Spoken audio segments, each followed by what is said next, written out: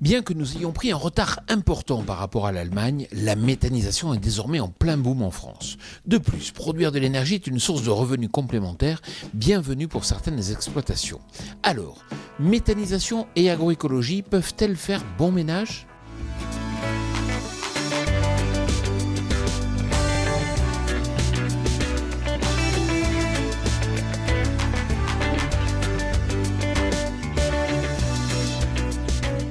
Cette semaine, je vous amène à Auve, dans la Marne, à la rencontre de Jean-Luc Doyen.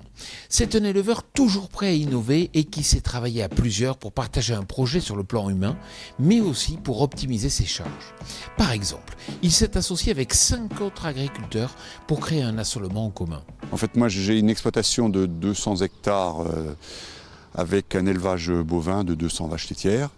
Et aujourd'hui, je suis associé on est associé à 6 agriculteurs sur un assolement de 560 hectares. Dans notre assolement, il y a de la pomme de terre, de fécule, de la betterave, de la céréale, du colza et de la luzerne. Et vous avez aussi misé sur la production d'énergie ? On a fait une unité de méthanisation de 250 kW électrique en cogénération, où 85% des intrants sont des effluents d'élevage.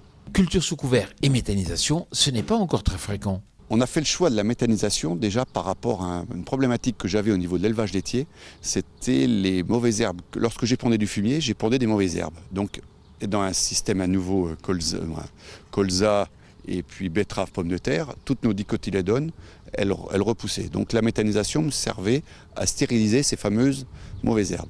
De plus, avec les 6 agriculteurs, on a fait un assolement commun. Où épandre ? Et par quelle parcelle commencer. Donc la méthanisation a été un choix pour pouvoir optimiser les épandages d'effluents. De plus, lorsque l'on veut faire de la conservation digne de ce nom, il faut avoir des couverts dignes de ce nom également. Donc des couverts qui poussent. Et le digestat qu'on épand en été est valorisé très rapidement par les couverts lorsque ceux-ci sont bien implantés. Donc voilà un peu les tenants aboutissants. Et puis surtout, on ne voulait pas épandre du digestat en hiver par rapport à un problème de lessivage de l'azote. Donc on fait une campagne d'épandage en été, début d'automne, et une deuxième campagne d'épandage juste avant les semis de printemps, parce qu'on a quand même à peu près 60% de culture de printemps sur notre exploitation.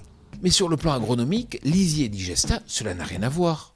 Avant, lorsque j'épandais mes lisiers de bovins, je ne pouvais pas trop limiter les épandages d'azote parce que le lisier de bovin a à peu près entre 25 et 40% d'azote ammoniacal, donc qui n'est pas utilisable tout de suite. Alors que le digestat, à contrario, lui, il est riche de à peu près 70-80% d'azote ammoniacal. Donc ça a un effet type ammonitrate sur les cultures.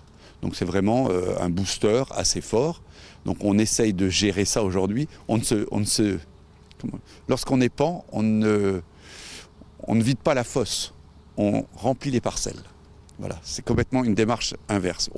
On recule au niveau de la fourrière, on épand partout sur la parcelle. Et c'est pour cette raison que méthanisation et culture sous couvert sont complémentaires sur votre exploitation ?